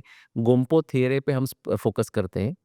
गोम्पोथेरे were all around the world, they are there at least from 9 millions years. अभी हिंदी में क्या उसका कितना लाख वर्ष, 9 मिलियन, 90,000 वर्ष हो गए। 9 मिलियन साल से है। उससे भी हमारे लोग ना मूर्खता करते हैं, बिकॉज लॉजिक नहीं समझ में आता, विज्ञान बुद्धि नहीं है, तर्कशास्त्र नहीं है, तंत्र युक्ति नहीं है। 9 मिलियन ईयर्स अगो वो एलिफेंट जैसे 4 टस्क वाले क्रीचर्स थे करके वो कहने लगते हैं, आपने इंटरनेट में देखा होगा, रामायण 9 मिलियन ईयर्स साल पहले होगा। उससे जैसी कोई फुलिश बात ही नहीं है। आपको रामायण इंडिपेंडेंटली करना, डिसाइड करना पड़ेगा कब हुआ, तो ये मैं 14,000 बताया। नाउ मैं आपको उसका एविडेंस दिखा रहा हूँ कि yes, 9 million years ago gomphothere, 4 tusk वाले एलिफेंट जैसे क्रीचर्स थे। लेकिन उनका नाश कब हुआ, कंप्लीट नाश कब हुआ? तो हमें जो पैलियोंटोलॉजी, जिसको क्वाटरनरी एक्सटिंक्शंस करके कहते हैं, मेरे पास इतने बड़े बुक है क्वाटरनरी एक्सटिंक्शंस पे, continent by continent, country by country, archaeology evidence है ये बेसिकली, फॉसिलाइज एविडेंस है।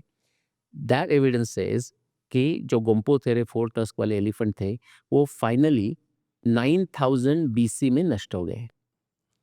इसका ही अर्थ ये है कि 14,000 ईयर्स अगो, 12,000 बीसी में वो थे, पूरे विश्व में थे, और इसलिए वो रावण के पास थे।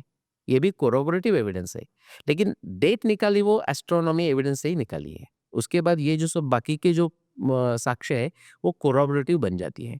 ये जो वानर हैं, हम्म, तो ये वानर तो रामायण में भी कहा गया है कि वानर जाति है, लेकिन हमारे यहाँ रिप्रेजेंटेशन जो है वानरों का वो बंदरों के रूप में किया जाता है। ये क्या है? ऐसा होता है ना कि अभी हमारे यहाँ देखो कि महाराष्ट्र के लोगों को आप क्या कहते हैं डिरिजिवली, ऐसा ह्यूमरसली, घाटी, घाटी है ना। मैं घाटी हूँ, हाँ। वो सेंस से। अम, तो घाटी मीन्स क्या? वो mountains bypass through the mountains, घाट में रहने वाले लोग। रहने वाला, ऐसा करके हुआ है ना। वो एक वो शब्द दिया गया उनको, किसी को महाराष्ट्र में रहने वाले आदमी को भी घाट कैसा है कभी देखा नहीं होगा, लेकिन उसको भी घाटी कहा जाएगा। सिमिलरली वानर, तो वानर में विशेष नर ऐसे अर्थ से भी है, अ, लेकिन उसको कभी कभी वो वानर मीन्स मंकी ऐसा सेंस से भी रामायण में भी वर्णन आता है। हरि, हरि मुख, ऐसा कभी उनका वर्णन आता है। तो हरि का अर्थ तो विष्णु है, लेकिन दूसरा अर्थ उसका मंकी ऐसा भी है। तो एक वो बन जाता है, लेकिन उसको एक नाम दे दिया है, तो उधर भी वो ऐसा वर्णन आता है। उसका वर्णन आने का कारण ये है, ये थोड़ा-सा क्या बोलते हैं, रीडिंग बिटवीन द लाइन्स जैसा है कि आप पापुआ न्यू गिनी में चले जाइए, तो उधर के जो ऐसे जाति जैसे आप कह रहे हैं, वैसे ट्राइब्स है, वो पर्टिकुलर ट्राइब्स का पर्टिकुलर यूनिफ़ॉर्म रहता है। लाइक वो फेदर्स लगाएँगे, सर्टेन कलर निकालेंगे। जैसा अमेरिका में जो नेटिव इंडियंस है, उनका अपना एक पर्टिकुलर जो है ना, like Crowfoot Indian, Crow child Indian, Hopi Indian, उनका अपना-अपना अलग यूनिफ़ॉर्म जैसा होता है, एक स्पेसिफिक ड्रेस कोड जैसा। सिमिलरली ये लोगों का था, इतना कि वो पूँछ जैसे लगाते थे, वानर जैसी। लेकिन वानर स्त्रियों को पूँछ नहीं मिलेगी आपको डिस्क्रिप्शन हाँ, ये रामायण। इसका मतलब वो कॉस्ट्यूम पहनते थे। कॉस्ट्यूम पहनते थे। जैसे कि हनुमान अपना सुग्रीव जी एन्जॉय कर रहे हैं वाली का मृत्यु होने के बाद, और वो 2-3 महीने चले गए तो भी कुछ एक्टिविटी नहीं हो रही, तो राम तो जा नहीं सकते किष्किंधा में, उन्होंने लक्ष्मण को भेजा। और सुग्रीव का तो आजकल के ये कहे तो क्या कह सकते हैं आप, पार्टी चल रही है, वी वीकेंड पार्टी चल रही है, और वो सब पी के वगैरह धुंध होके बैठे हैं। तो जब उनको समझता है कि लक्ष्मण आए, तो उनको पता है कि वो लक्ष्मण आए हैं, तो वो भी स्मार्ट है। वो तारा को आगे भेजते हैं कि आप लक्ष्मण को मैनेज करो टाइप में। तो उसमें एक इंटरेस्टिंग वर्णन है। तो तारा भी वो पार्टी में पार्टिसिपेट कर रही है, मे बी उन्होंने भी ये मदिरा जैसी चीज़ ली होगी। तो वो जब जाती है ना, तो उसका वर्णन देख के, उसकी स्थिति देख के लक्ष्मण लज्जित होके नीचे देखते हैं। ये इसलिए इम्पोर्टेंट है कि वो तारा सच में वानर होती थी, मंकी होती थी, तो लक्ष्मण को लज्जा से नीचे देखने का कोई ज़रूरत ही नहीं है। और फिर तो उनका वर्णन भी है, किसके पुत्र है, क्या सब चल रहा है। हनुमान जी पॉलीग्लॉट है। हनुमान जी का इतना इंटरेस्टिंग वर्णन है, आपको तो पता ही है, संस्कृत के ग्रामेरियन थे। लेकिन जब अभी वो जाते हैं लंका में, और सीता को देखते हैं, रावण सीता के साथ बात करके चला जाता है, तो बोलते हैं अभी मैं जाके सीता से बात करता हूँ। पहले वो सोचते हैं कि मैं संस्कृत में बात करता हूँ, और ये वेरी इंटरेस्टिंग है, क्योंकि वो बाद में बोलते हैं नहीं, मैं ऑन अ सेकंड थॉट मैं संस्कृत में बात नहीं करूँगा। क्यों? वो मन में कहते हैं, उसको सीता जी को ऐसा लग सकता है कि रावण शायद वेश बदल के आया है। इसका मतलब रावण संस्कृत बात करते थे। ये भी तमिलनाडु में समझना ज़रूरी है ना? रावण संस्कृत में बात करते थे। और फिर वो सोचते हैं कि इसलिए मैं संस्कृत नहीं करूँगा, और बोलते हैं कि ऐसा मैं करूँगा कि अयोध्या, मिथिला, यहाँ के जो डायलेक्ट है, उसमें मैं भाषण करूँगा। उसमें अवधि कहा नहीं है, लेकिन वो बाद में वो डायलेक्ट में भाषण करते हैं। वो तो हम्पी बेलारी के हैं, किष्किंधा के, लेकिन उनको अयोध्या और मिथिला का डायलेक्ट भी आ रहा है। That means there was a total communication back and forth across India and across world, जो हमें सुग्रीवाज़ एटलस से हमें पता है। ये एडिशनल विज्ञान से कोरोबोरेटिव साक्ष्य हमें मिलते हैं। और फिर वेदों का आप कैसे इसको लेते हैं? वेदों की एक कथा बताता हूँ आपको, ये वेद में मैं कैसा आया। तो महाभारत रामायण मैंने स्टडी किया था। 2016 में मैं आया था, तो मैं संगम टॉक्स जो हुआ ना अपने दिल्ली में, दीवान जी, तो उनके यहाँ उन्होंने मुझे बुलाया था, तो मैंने वो टॉक दिया। उसके बाद वही समय मैं वो जो दिसंबर महीना था 2016 का, उसमें मैं पूरा भारत भर घूमा, 21 cities, 7 states, 30 talks in 30 days. Exhaust होके मैं अमेरिका चला गया। मैं बोला अभी 2-3 साल तो इंडिया जाना नहीं है। 2 दिन जाके पहुँचा था, तो प्रोफ़ेसर बलराम सिंह आईनेट, जिसके साथ मैं काम करता हूँ, institute of advance sciences Dartmouth में। बलराम सिंह जी संस्कृत वाले? संस्कृत में उनको संस्कृत भी आती है, लेकिन वो chemistry, physical chemistry, biochemistry, medical chemistry के, वो बोटुलिनम पे, बोटॉक्स पे काम करते हैं। मिस अयोध्या से है, अभी लखनऊ में भी उन्होंने इंस्टीट्यूट की है, जिसके साथ हम काम करते हैं, और बॉस्टन में भी, बॉस्टन के नज़दीक डार्टमाउथ। तो उनका मुझे फ़ोन आया, और उन्होंने ऐसे ही प्रश्न पूछा, हमारी अच्छी बात चलती है, we don't waste time for even saying good morning. He just asked me, Saraswati पे काम किया है क्या? मैंने बोला कि व्हाट इज़ द कॉन्टेक्स्ट? मैं बोला कि then he said the context कि first Haryana government international Saraswati conference, river Saraswati conference कर रही है, और आपने किया है, तो वो बुलाना चाहते हैं आपको। तो उन्होंने शायद मेरा रामायण महाभारत सुना होगा। मैंने बोला कि मैं इनडायरेक्टली किया है। महाभारत में 100 से ज़्यादा डिस्क्रिप्शन है सरस्वती के। हाँ, वो तो वो जो जब अब तीर्थ यात्रा पे जाते हैं बलराम जी तो बलराम जी के तीर्थ यात्रा और भी जैसे कि वनवास में थे पहले, वन पर्व में तब भी, लेकिन बलराम जी के समय के तो बहुत ही है। ऐसे ऑलमोस्ट 100-200 से ज़्यादा रेफरेंसेस है और उसका एकदम कॉम्प्लेक्स स्ट्रक्चर है, उसमें मैं भी जाता नहीं।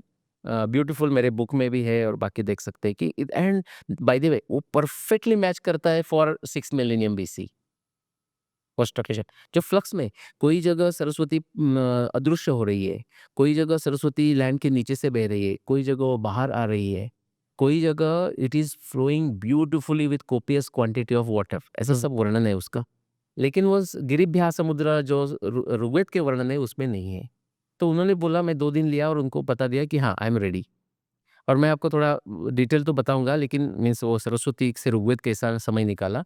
लेकिन ये मैं कह दूँ तो दिस इज़ लाइक जनवरी 2017 मैं गया और 17 दिन में फिर अयोध्या, अपना अयोध्या नहीं, कुरुक्षेत्र में आ गया। तो वो 2-4 दिन में मैं वो स्टडी करके एक जगह रखा था। मेरा पहले स्टडी था, लेकिन ऋग्वेद का स्टडी, तलगिरी का भी बुक पढ़ा था, श्रीकांत तलगिरी जी का भी बुक पढ़ा था, ऋग्वेद एनालिसिस, वो मेरे पास था तो I could put it together. लेकिन जनवरी 2017 के कॉन्फ्रेंस में आई मेड सर्टेन क्लेम्स, और मैं इसको सिर्फ क्लेम्स ही कह रहा हूँ क्योंकि मेरे पास साक्ष्य नहीं थी। और मेरे सामने पद्मश्री, पद्मभूषण, पद्म विभूषण लोग बैठे थे जियोलॉजी के। हाँ, उन्होंने भी बहुत सारे प्रश्न पूछे और मैंने जो क्लेम्स किए थे दे वर ड्रास्टिकली डिफरेंट देन तब वो जो लोग मान रहे थे वो। मैं ये कह दूँ 2017 के बाद लास्ट 7-8 ईयर्स में कम से कम 50 रिसर्च पेपर्स आए हैं and everything that they say about river Saraswati perfectly corroborates what I said in January 2017। वैसे तो रिवर सरस्वती का जो ड्राइंग इवेंट है, वो ड्राइंग इवेंट तो आर्यन एनिमेशन थ्योरी को भी डिस्प्रूव करती। और हमारे लोग तो मानते हैं वो ड्राइंग इवेंट है 1800 बीसी का। वो तो एक है, मैं बता दूँ 1800 बीसी का है तो भी मानना पड़ेगा ना। मानना पड़ेगा, लेकिन उससे भी ज़्यादा पावरफुल एविडेंस है कि हमारे पास अनिल सरकार का 2016 का पेपर है कि actually drastic drying of Saraswati का शुरुआत जो प्रारंभ हुआ वो 4500 बीसी में ही हुआ। जो इंटेंसिफिकेशन ऑफ मानसून था वो 7000 बीसी से लेके 4500 बीसी तक। अनिल सरकार जी का पेपर देखिए 2016 का, वो खड़गपुर से है। और आपका खोंडे करके, तो ये इंटेंसिफिकेशन क्यों हुआ था इस टाइम पे? पता नहीं अच्छा, वो क्यों हुआ पता नहीं, लेकिन हुआ था, उसका एविडेंस है। लैंड पे है, आपके राजस्थान के लेक्स में से एविडेंस है, रिवर से एविडेंस है और अरेबियन सी से एविडेंस है।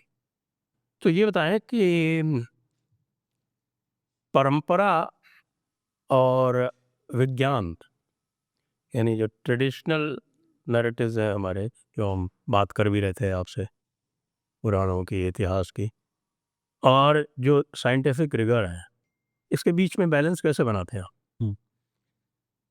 बहुत ही अच्छा प्रश्न। मैं कहूँगा कि वो मुझे कभी इतना चैलेंजिंग नहीं हुआ ये बात का। एक इसलिए मैं हमारे दर्शकों को भी कहूँ कि ऐसा संशोधन करना है इस विशेषता संस्कृति में, भारतीय संस्कृति के संबंध में, तो हमारे जो दर्शन शास्त्र है वो अच्छी सीखना अनिवार्य है। उसमें से मैं भगवान पतंजलि का एक सूत्र आपको बताता हूँ कि वो कहते हैं श्रद्धा, वीर्य, स्मृति, समाधि, प्रज्ञा पूर्वक। तो जो ट्रेडिशनल है वो ऐसा है कि जो गुरु ने बता दिया वो मान लो, हमारे ग्रंथ में लिखा है तो मान लो। श्रद्धा का अनिवार्य संबंध है, माँ भगवत गीता में भी कहा है कि श्रद्धावान लभते ज्ञानम, उसके बिना लेकिन श्रद्धा इज नॉट ब्लाइंड बिलीफ। मैं कहूँगा कि श्रद्धा इज ब्लाइंड, सो इज अश्रद्धा। अश्रद्धा भी ब्लाइंड है, जैसा अंधश्रद्धा निर्मूलन समिति के लोग हैं ना, उनकी जो अश्रद्धा है वो भी ब्लाइंड है। चतुष्कोटि जो लॉजिक है उसमें तो श्रद्धा इज अ जर्नी। नहीं जर्नी है। और मैं आपको बताऊं, ये ऐसा नहीं है, अगर आप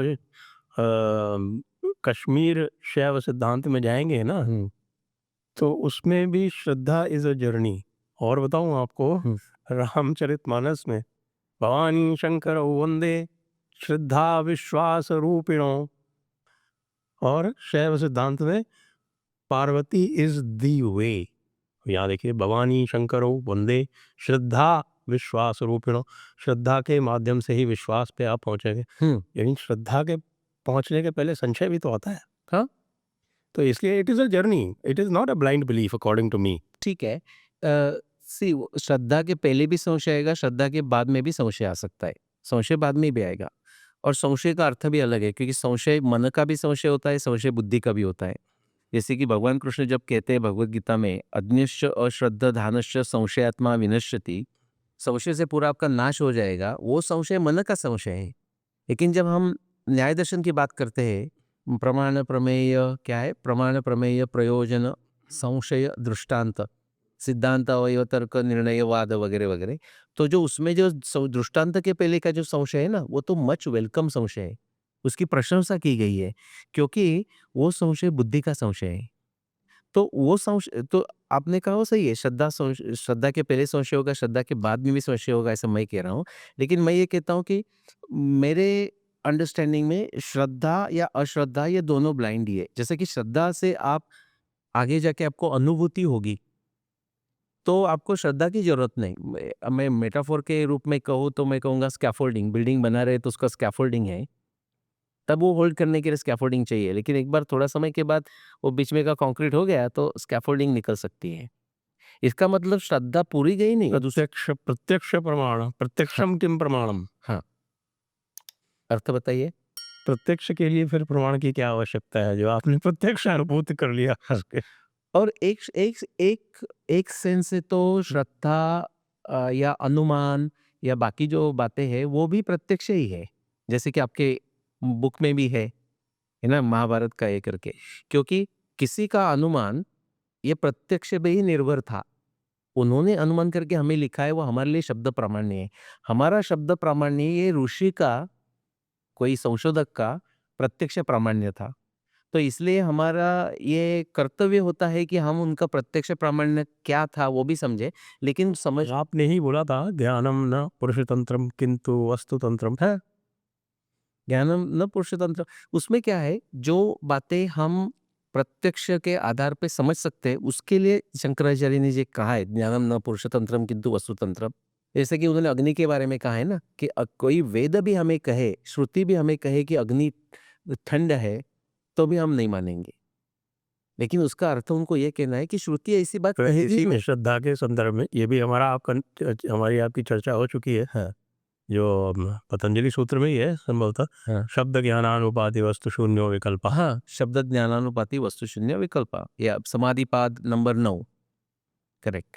कि आपने ओपिनियन तो कर दिया, हर एक के पास ओपिनियन है, मुझे ऐसा लगता है, लेकिन उसके बैकअप करने के लिए आपके पास साक्ष्य नहीं है, तो उससे विकल्प यानी कि कंफ्यूजन, डिल्यूजन आपका भी हो जाएगा और आप लोगों का भी करेंगे। तो जो आपने बोला कि कॉन्फ्लिक्ट होता है क्या, तो श्रद्धा वीर्य स्मृति समाधि प्रज्ञा, श्रद्धा के कारण हमारे पास कर्म शक्ति आती है। जैसे कि मैंने अरुंधति वशिष्ठ की बात की, ऐसी क्या बात थी कि बाकी सब लोग कह रहे हैं कि ये पॉसिबल ही नहीं है। लोकमान्य तिलक से लेके पावा काने से लेके सब कह रहे हैं, और मैं कह रहा हूँ कि व्यास जी ऐसा क्यों लिखेंगे, ये श्रद्धा पे था। श्रद्धा ने मुझे कर्म शक्ति दी कि लोगों का कितना भी क्रिटिसिज्म मुझे हो, मेरे मजाक उड़ाते थे क्रैकपॉट वगैरह करके, लेकिन मैं उस पर अटे रहा फॉर कितना 15 ईयर्स, 1994 टू 2009। ये कर्म शक्ति हमें श्रद्धा देती है। लेकिन उसके बाद हमें जिज्ञासा चाहिए। जिज्ञासा भी कुतूहल जैसी मियर क्यूरियोसिटी विल नॉट डू, उसके लिए प्रयोजन चाहिए हमें।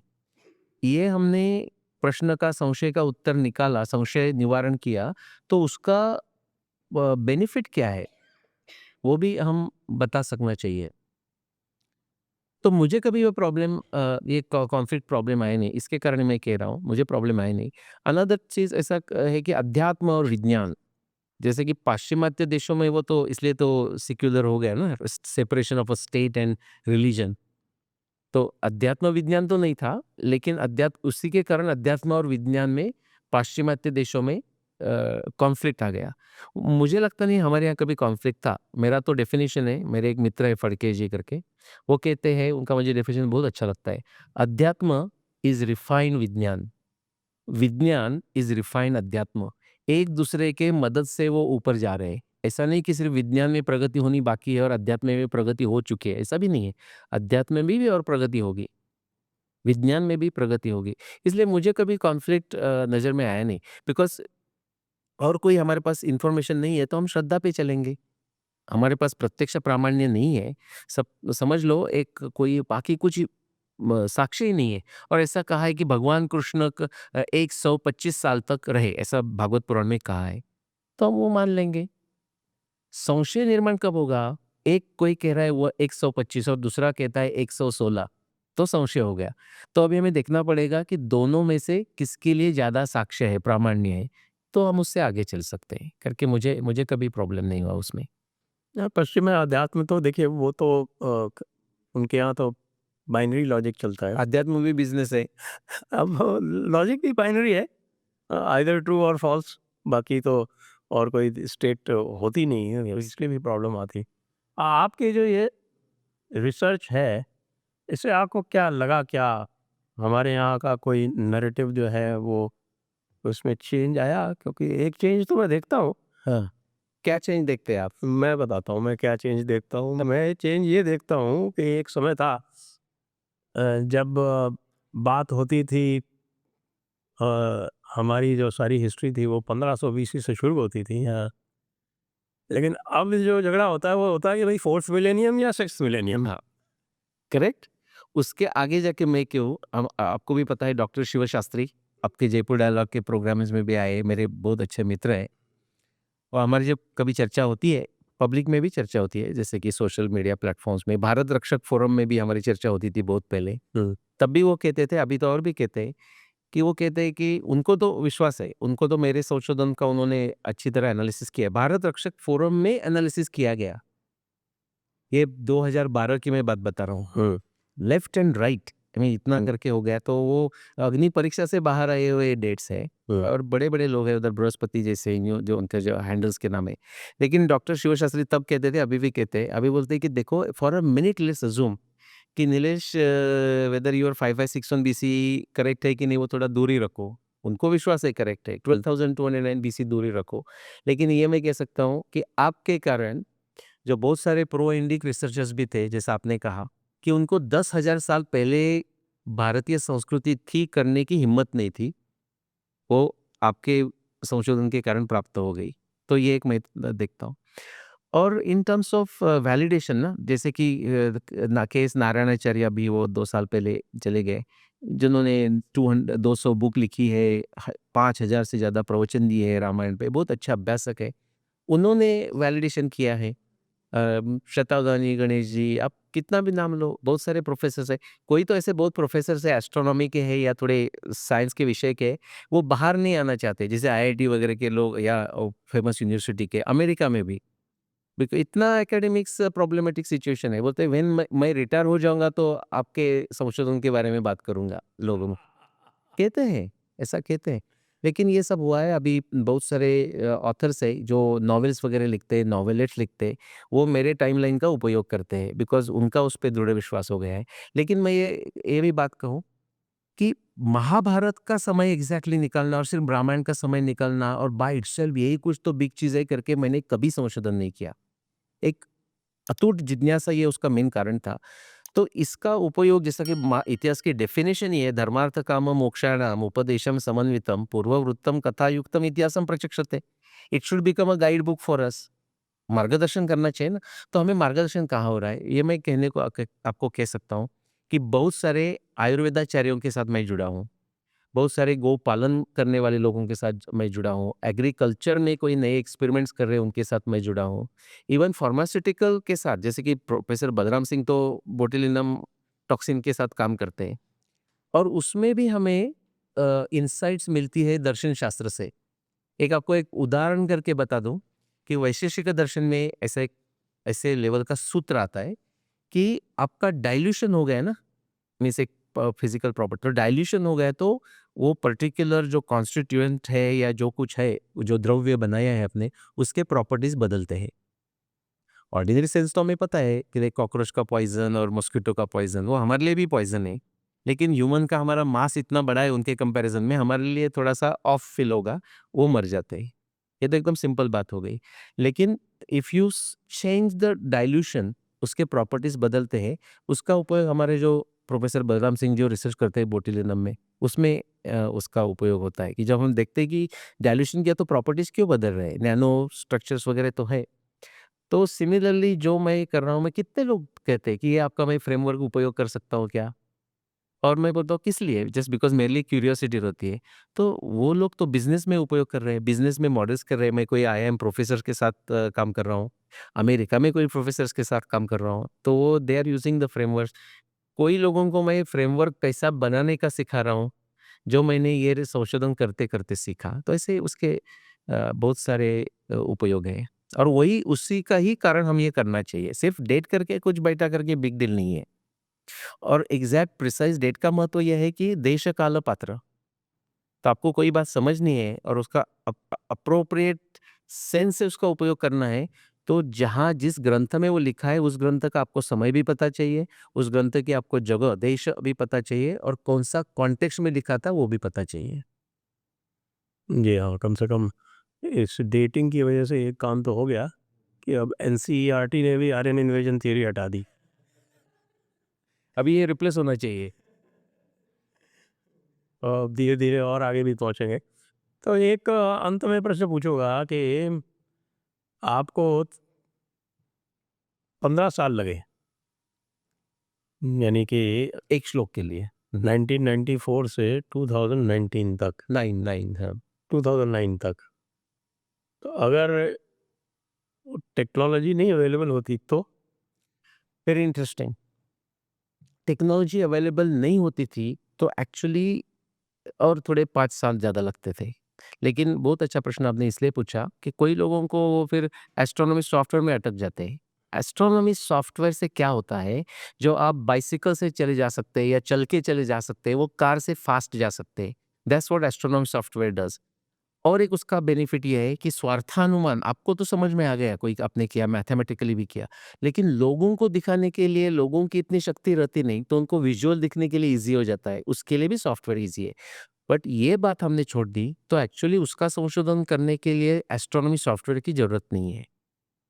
तो वो हो जाता था और एक 5-10 साल भी लगते थे, 25 साल लगते थे शायद 15 साल के जगह। लेकिन इससे तो काफ़ी आगे एडवांस हो गया, जो आपका काम 50 साल में होता वो 5-7 साल में हाँ, हो गया। अभी हमारे पास हमने उसकी चर्चा नहीं की कि पूरा पूरा कृष्णा भगवान का जो बायोग्राफी है 107 साल का, जिसके साथ मध्वाचार्य ने भी वही कहा है अपने महाभारत तात्पर्य निर्णय में और मुझे पता भी नहीं था।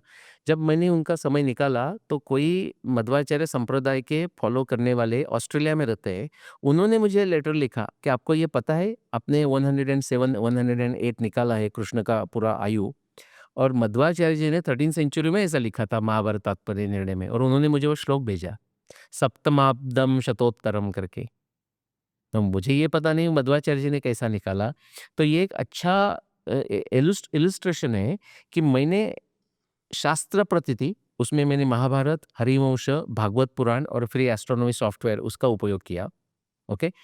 और ये ग्रंथ ये शास्त्र प्रमाण हो गया। मैंने जो अभ्यास किया वो आत्म प्रतीति मुझे आ गई और ये हम आप्त प्रतीति, गुरु प्रतीति कह सकते हैं जो मध्वाचार्य जी जैसे कहा। तो ये एक अनदर इलस्ट्रेशन है कि हमारे ग्रंथों पे हमारी श्रद्धा बढ़नी चाहिए। ऐसा नहीं कि सब कुछ उसमें ठीक होगा, जो नहीं होगा वो हम निकाल देंगे। और हमारी ट्रेडिशन तो अब्राहमिक ट्रेडिशन नहीं है ना, विचार स्वातंत्र्य है। हमारे 4 स्वतंत्र है, तो अभी सॉफ्टवेयर कौन-सा यूज़ करते हैं आप? करीना सॉफ्ट करके जो कंपनी है उनका Voyager 4.5 this is a Cadillac. In fact मेरी उसमें कोई कंट्रीब्यूशन रही है, उनको सजेशंस देके उसमें इम्प्रूवमेंट करने के लिए लास्ट 25 ईयर्स में। तो बहुत सारे उन्होंने इम्प्लीमेंट किए उसमें से। छोटे-मोटे मैं चेंजेस उनको करने को कहा और उन्होंने किए।